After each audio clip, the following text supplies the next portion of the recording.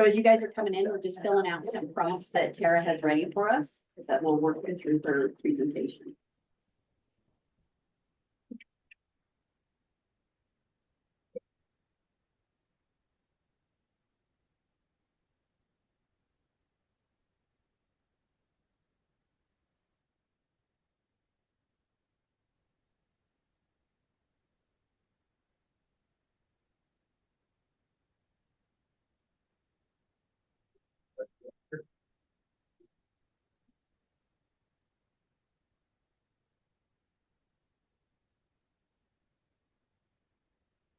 Okay, so now I can't see all the folks that are there. How many people do we have? Wow. 18.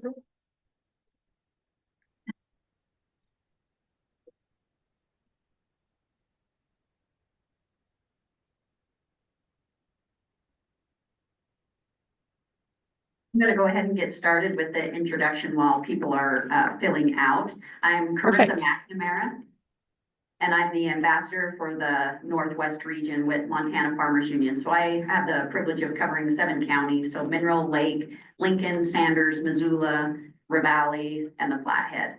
A really incredible opportunity. And a lot of the things that we have going on in the Northwest, we have a really active Flathead local and a newly revitalized last year Western local that's getting super active. And between that, we do a lot of programming that's really, really community specific. So a lot of people, we get the question sometimes, what is it like to be an ambassador for Farmers Union, or what is it that you do? And we really stand on those 3 core principles of cooperation, education, and legislation. And so this is a legislative year, so you might get a few more emails from us than other years.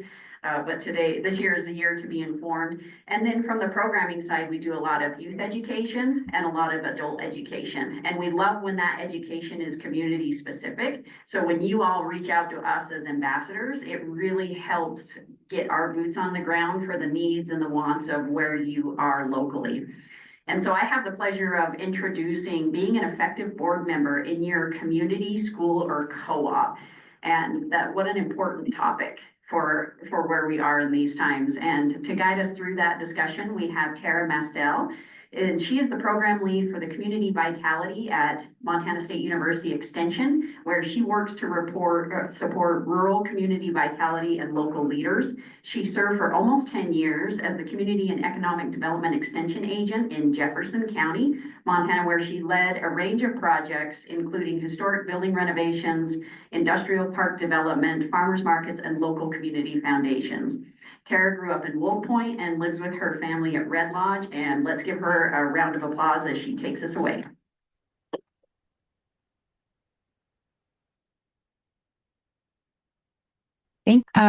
So my audio was dropping out a little bit, so I'm just gonna turn off my video so that I make sure that I be. Please holler if something isn't right. Can you hear me okay? Does it sound good? Yeah.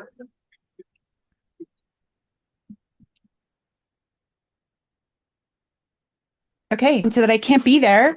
I tried. I made it to Billings yesterday and it was dicey.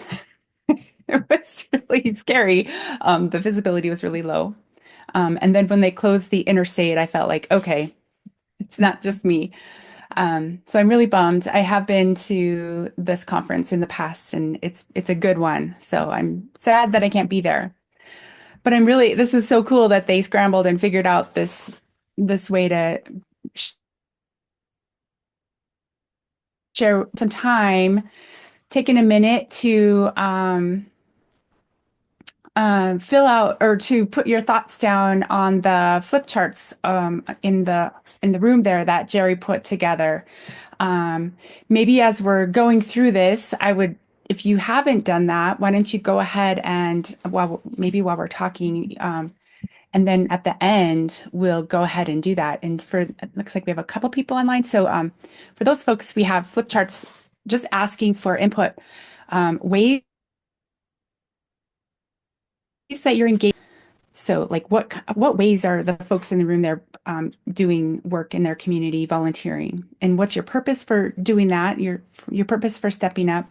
What are some of the challenges? What are some of the rewards? And what is the one thing you'd like to do better? So that's what we've got going on there. So, well, let's get going here.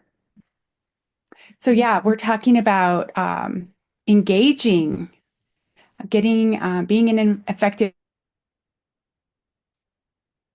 board member. And just first, a little bit about us. So with MSU Extension, this crowd knows. A lot of people don't know what all Extension does, but we do 4-H, we do ag and natural resources, we do family consumer science, but we also do community vitality work. And we have 3 folks at the state level that do this now. Me, Jennifer Anderson, she's located in Forsyth, and the work that we do is really focused on rural community vitality. And what we do is all about increasing the capacity of individuals and organizations, especially in rural, so they can make the positive changes they want to see in their community. Because in small towns, small towns run on volunteers. And there's even research that supports it. When your volunteers are more skilled and more able to work better together, benefits your community directly. There's research to support that. The higher level of skill and knowledge and expertise that your volunteers have just on working better together, then your community benefits from that. And so we really truly believe in that. So that's what we do within Extension, the Community Vitality Program. So we have the presentation that we put together, and my colleague Jennifer Anderson presented this and she said it was a really great participation, and people really enjoyed seeing that. So I'm excited to share this with you. So let's get on here. So we have the top 10 things or tips that we have for getting engaged and being involved in your community. So the number one tip that we have is say yes to leadership. And I have a question for you all there in the audience, and I'd like to hear what you have to say. Why do you think it's critical for roles in your community? I think I can hear you. If you can just holler out, what would you say? Can you repeat the question, Tara? You cut out. Oh, okay.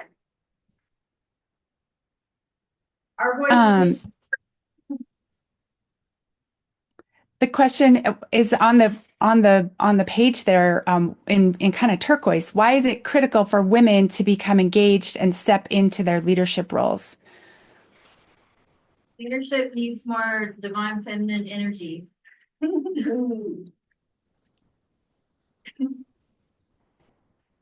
Did you say needs more diversity?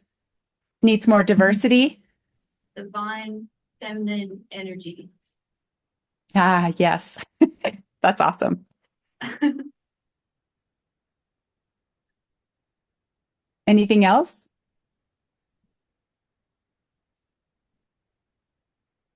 Well, I will tell you. Oh, we got one more. Yeah. Think women get things done.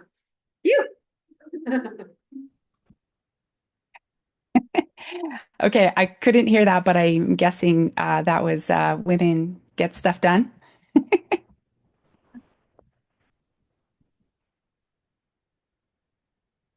Can you still see my screen okay? Yes. Okay, great. So, so yes, all of those things, I totally agree with them. But I would say something that we are really talking a lot about that the number one thing that we think why women should be involved in is that we have a challenge in rural that we don't have enough capacity. We are short people. This slide here is from Headwaters Economics, and they are a think tank. They do research on rural and natural resource issues across the country. And they have done this research that shows that 68% of communities, of counties in Montana are qualified as low capacity. That means they don't have enough people, expertise, time, money to seek out the federal, a lot of it is federal, the funding opportunities to maintain the infrastructure and the services that they have right now. So we don't have even enough to maintain what we have. So that's a lot. We're really short people. So everybody needs to step forward right now and help do what they can to make things better in their community. Any comments on that? Does that resonate with you? Do you feel that in your community that it's not enough people to make things happen? Yes.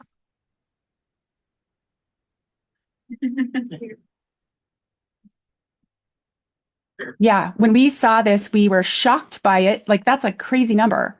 Most of our counties, except so see the counties in the white there, those are the ones that have the high capacity, but they have staff, they have, experts at the ready, and all the rest of us out in the, in the boonies or whatever, the rest of the county of the state, we don't have that. So it's tough. It's a tough situation. So when volunteers can get involved and step forward, and that's a way that we can help happen. So that means all of us, including women. All right, number 2 on our list is knowing what you're getting involved in. So when you're getting engaged in a organization, we suggest that you really look at it before you get involved. Does the organization, do they have kind of their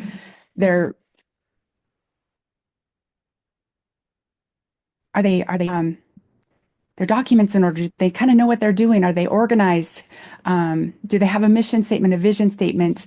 And for those of you that are running, leading some of these volunteer organizations, we have a shortage of people. So if you want to get people involved, we recommend that you really look at what you've got. I mean, so often we hear community organizations say, well, we don't even, do we have bylaws?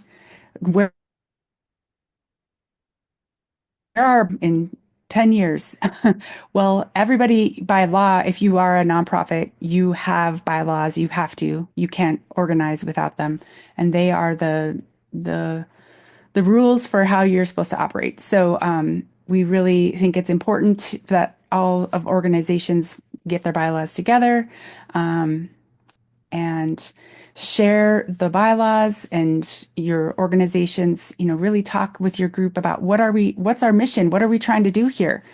And a vision statement, really be clear about what you're doing. And also for a volunteer joining, to have that that gives you an indication if this is an organization that's really very high functioning and able to really make a difference. With such a shortage of volunteers right now, we need to, our organizations, we're hoping that they can be as effective as possible. And it's not fun to do that kind of work. You want to make the thing happen, do the parade or make the rodeo happen, or but getting your organization in line is how you're going to, in the long run, be more effective and attract those volunteers and make things really happen. Plus, there's some legalities that we'll talk about in a little bit. So the number 3 tip that we have is, this is so important, such a key thing. Teamwork makes the dream work. And I want to share with you this really fascinating it's called Tuckman's theory of group formation. It sounds super academic, but what it is, it's way back in 1965, this psychologist, Bruce Tuckman, did this study, and he just really studied groups and the processes that they go through when they start and when they get going and when they are really functioning high. And so a lot of times within our small towns, we have these groups that get started and then there's a little bit of conflict and people kind of, but what this Bruce Tuckman showed us is that this is normal. All groups go through these phases of development. So the first phase is this forming, it's this green up here. So when groups are forming, everybody's really polite and you're kind of getting acquainted and you're kind of defining your roles. You're kind of tiptoeing around, figuring out, okay, what are we doing here? And then from there, you get going and this is where you might have some conflicts and it's normal. So a lot of times we have people in small towns working in these groups and they get worried that there's conflict, but we want to share that this is normal. So you have a little bit of conflict, a little bit of a little prickliness going on because you don't really know who's doing what and how are we going to do the things that we want to do.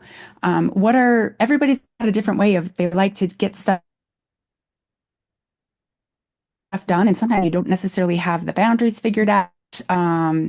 People's feelings get kind of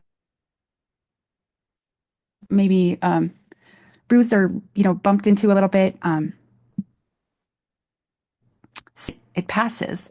So when it's just kind of your normal process of figuring out how to get stuff done in this new group that you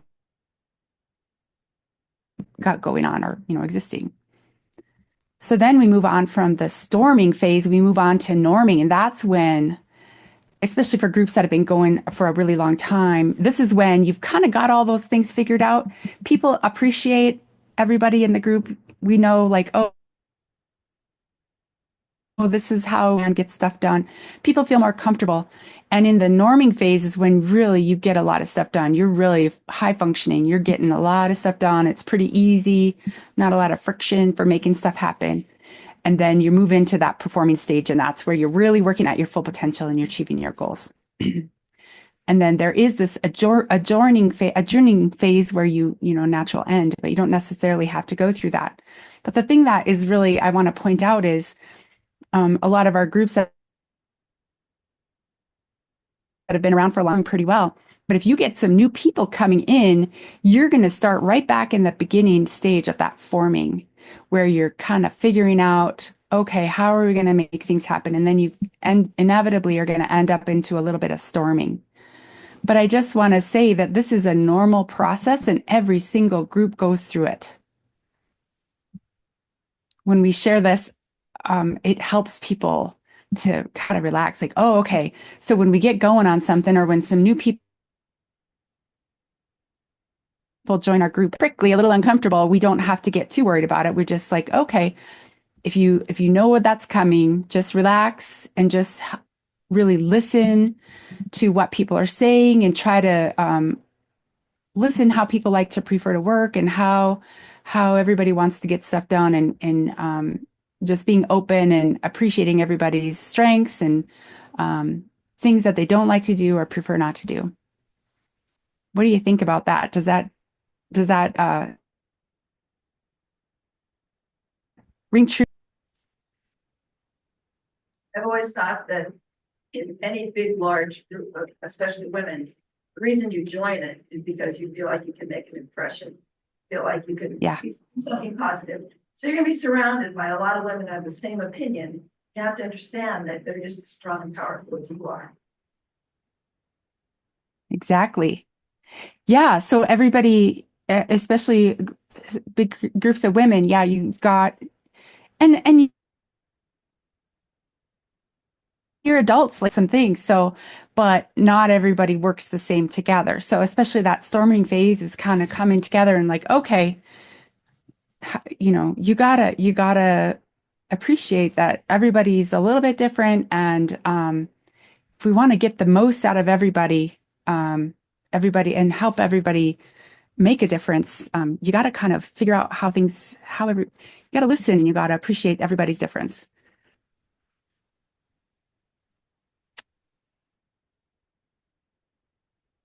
All right. Well, so the fourth tip that we want to share is that credibility and trust are essential. They're really essential to making things happen and being successful on a board and in our groups that we're working on. There was related to this, Google is a giant organization and they have all of the stuff they do is in work groups. And there was a study that was done on this data on 180 different work teams within Google. And they studied them for 2 years. And they wanted to find what's the key difference for groups that are really, really successful. What is it about those teams that make them really great? And what they found, it's not necessarily that they have the best, smartest people on the team, or they have the most degrees or the most experience or whatever. It wasn't that. It wasn't who was on the team. It was more about how does that team work? And they really marked the number one attribute for successful, effective teams is psychological safety. And what does that mean? It's the having within your group, having a high level of trust that somebody's not going to stab you in the back or go badmouth you behind your back. You trust that everybody's working towards the same goal, that you accept that they have different preferences, they have different weaknesses. When people mess up, that they trust that there's going to be graciousness.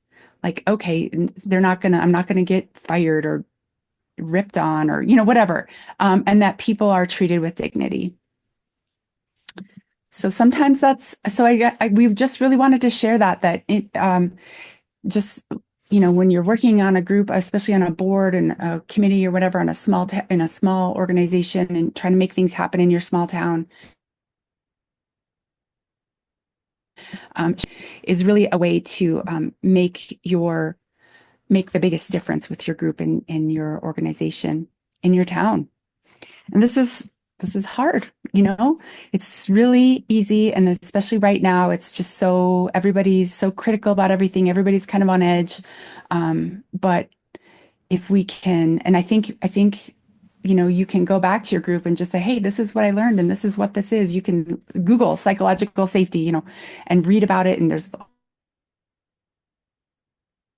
all kinds of videos idea. And I think this is really how everybody would want to work, because this makes it fun and you don't have to be on edge, and you can have a sense of trust and really enjoy what you're doing. Any comments on that? It's kind of the ideal, something to shoot for. Well, let's move on to,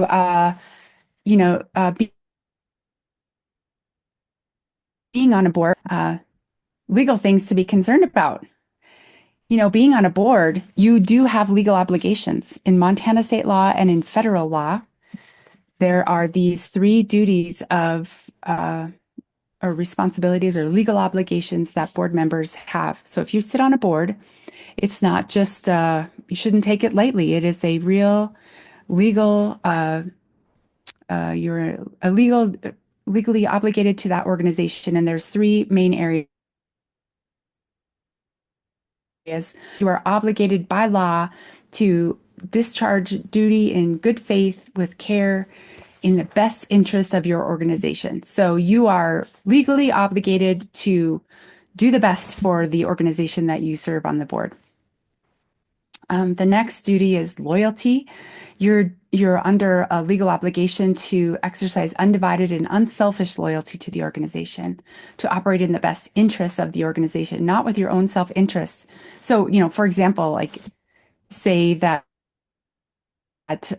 financial situation where you might profit individually, if you are on the board, you're legally obligated to not look at your own self-interest of profit or whatever, but to look at the best interest of the organization. And then the last of the main 3 is the duty of obedience. you're legally obligated to further the mission of the organization, to be faithful to its purpose and goals, to follow all the laws and obey the organization. Under this is included that you need to, there have been some court cases on this, and part of this is that you're legally obligated to attend the meetings so that you know what's going on with the organization, so that you can do this, have this duty of obedience. If you're not reading all of the materials related to the organization's mission and, all the policies and that sort of thing, you're not able to do this. So you gotta stay up with what's going on. Does anybody have any questions or comments or thoughts about this?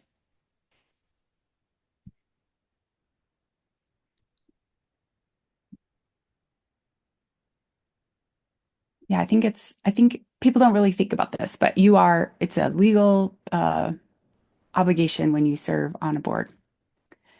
Okay, let's move on here to number 6, women in leadership. If as a women in leadership, whatever that looks like for you, can you talk about something that might hold women back from being in leadership positions? Time. Time. Oh man. Yep. What was that? I couldn't hear that. Confidence. Confidence. Yes. Yes. Anything else? Overcommitment. Overcommitment. Oh boy, that's so true. Interesting, because we are seeing, with us in Extension Community Vitality, we work all across the state, and it seems to us that the folks who's really making stuff happen across the state is women, whether it's in cool new businesses, taking risks, or cool new organizations. We got Saber Moore on that slide there. She runs she's such a gem. She is just recently finished her PhD and runs the Carter County Museum out in Ekalaka. So, yeah, somebody mentioned confidence in 2023 by this Body Talk survey in women's workplaces. And they found that, especially after COVID, that confidence has decreased. So the top 4 items there on that slide are some of the problems or the challenges. People, especially women, feel this imposter syndrome. Well, like, oh, I'm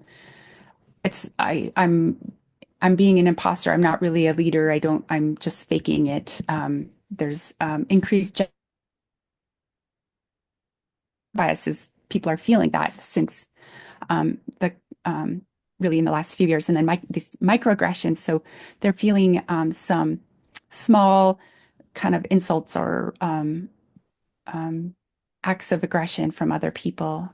And then there is some sense of insufficient role models.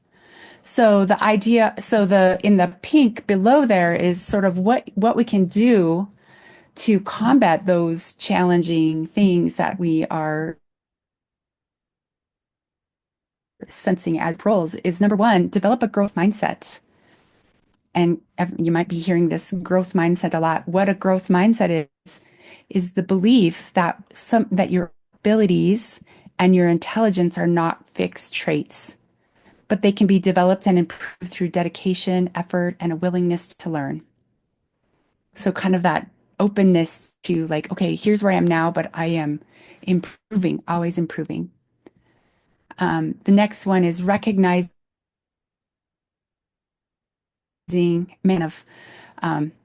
self-sabotage ourselves sometimes. So we gotta, stop doing that and try to set ourselves up for success. Practice confident vulnerability. So kind of allowing yourself to be vulnerable, but in a confident way, saying, well, I don't have that now, but I'm getting that, or, just be confident in who you are. It's okay to be vulnerable, and try to mentor other aspiring women leaders so that we can have those empower yourself through resilience training. So number 7 is we really believe in making things meaningful. You know, when you're coming together, so if you're serving on a board, whether it's at your school or your community, whatever, try to make it meaningful. You know, we come together so often, and if we're just sitting there talking about giving reports that really making it, you know, making the having the meetings that are just kind of boring, we really think that when you come together, you gotta do your business. You gotta follow you gotta, there are certain things that you have to do, but you can be creative and you can make those meetings fun. You can make them meaningful. You can make them how you want them to be, and you can get your business done. So we really feel that when you create a very welcoming environment, as beautiful as you can. Sometimes we don't have access to really great spaces, but like, you know, like you're at the Fairmont. I mean, that is a beautiful, they've really done some great things there. When you're in a beautiful location, beautiful room, you know, try to bring flowers or bring a tablecloth or bring some food, make it welcoming. When you create that welcoming environment, people just show up and they're like, "Oh man, this is nice. I feel good here. I'm gonna contribute as much as I can." What about harnessing the power of personal stories? So just kind of listening to people, like how are you coming in today? How are you showing up? How's everybody doing? Let's talk. Let's connect first and then get to business. Being emotional, being okay with allowing yourself to share a little bit about who you are. It just makes everything a little bit more meaningful, and it helps everybody just give a little bit more and make it more fun versus just that boring old meetings that are not enjoyable, that are just a pain to, and more than anything is celebrating the success.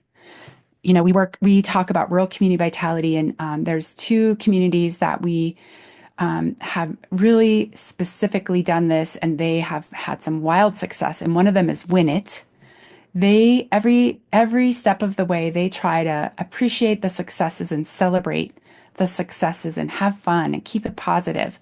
Same thing, Roundup has done some amazing things, and they all the way along try to celebrate and keep it positive. So we really feel that these are really kind of a key to success that I think women especially are really equipped to make things happen in that regard. Any comments?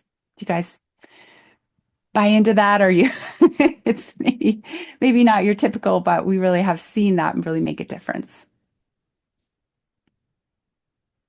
I agree. I think celebrating is key to keep going and making time to stay involved.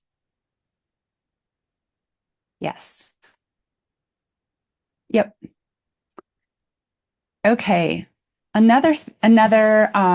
gonna show a video off next here, and so let's all cross our fingers that works. Yes and culture. Is anybody familiar with this phrase? Have you guys heard of this? Yes and. Yeah. Cool. I heard a yes. Well, I am gonna share a fun video with you. Link. The gentleman is Galen Emmanuel, and he is kind of one of our new favorites, doing some really fun things with helping people get engaged and be effective as leaders. So let's see if this works. Hey, Tara, we have about 10 minutes with questions. Oh, okay, great. Okay, it's not looking like that's going to work. So he's saying, lean in. If be positive. Try to, instead of saying, well, we don't do that here, or that's not how we do things, or that's not going to work, lean in and just say, well, yes, and how could we do that? Or yes, and why is that going to work here? And so basically saying just be positive and forward thinking. So hopefully we can send these slides out to you, and we'll include the link. The next, number 9, the last last one is in comments. Self-awareness is critical to success.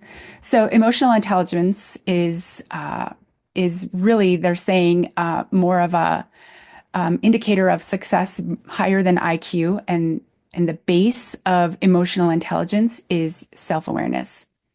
So there's 5 key elements to emotional intelligence, and it all is based on self-awareness, that consciousness, being mindful of your emotions and being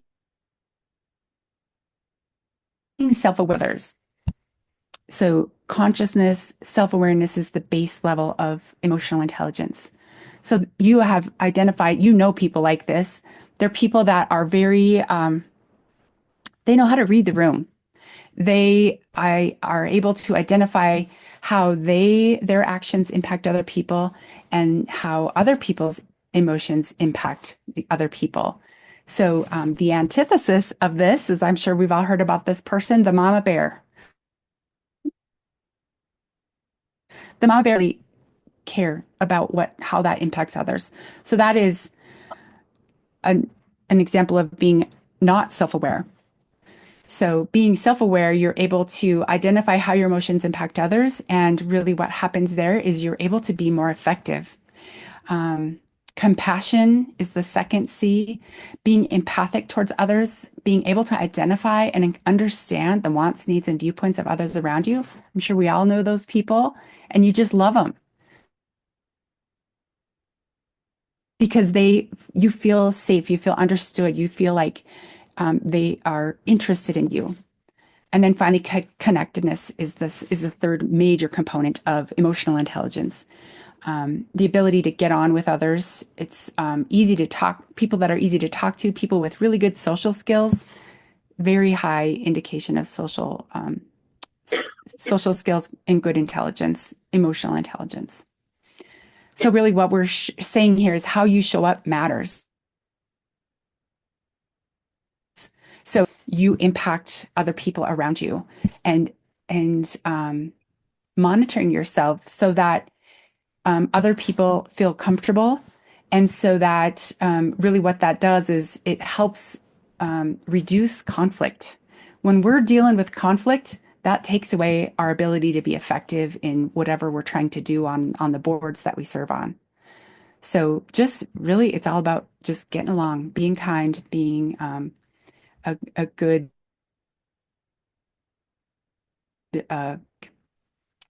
all right, so number 10 is kind of related to all that, is knowing when to stop talking. The wisdom is in the room. You all are leaders. You're showing up. You're making it through storms. So I am going to stop sharing.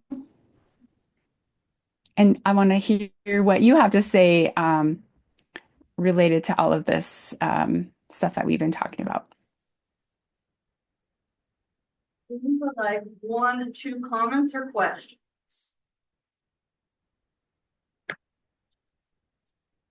I think one of the things, like I run a nonprofit, and so I deal with boards all the time, and we have finally come up with like an application that just has like questions of interest, and Awesome. so Awesome. we're like, making sure that people's interests and capabilities align with what we're doing, which has been really helpful. Perfect. And then do you metrics for your board? So looking at just so that you have a diverse group of folks on your board. So newcomers, people that have been there a long time, people that like the details, like, the lawyery types that want to read and get the procedures going, but then also the people that want to make things happen fast. A couple boards that I belong to, we have a matrix so that we can objectively look at our board and make sure that we have all our bases covered, so that we're not all the same ladies that have lived there forever. Because then you're not going to be as effective. You need to have a diverse group of folks in there that are able to make things see issues and opportunities from all different challenges.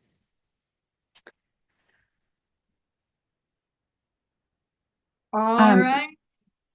Gotta wrap it up, unfortunately. Sorry, Tara. Okay. Shoot. Well, we didn't get to talk about the things on the board. I hope you guys take a minute to look at what I would love to, Jerry, if you can take pictures of them and send them to me, I would love to see them, and I can share my slides with you as well. Thank you so much. I wish I could be there. I hope you have a great great time there. Thank you. Thank you. I'll be sharing her slides and information with you all for if you have any questions, want to reach out, need somebody to kind of, maybe you guys are facing an issue on your board, and she's pretty good at, you know, all of that stuff. But I'm gonna let you Stand up, take a break. take a break. Thanks, everybody. Speaker will be in the Grizzly Room. Yeah. Thank you. Which one's in this room?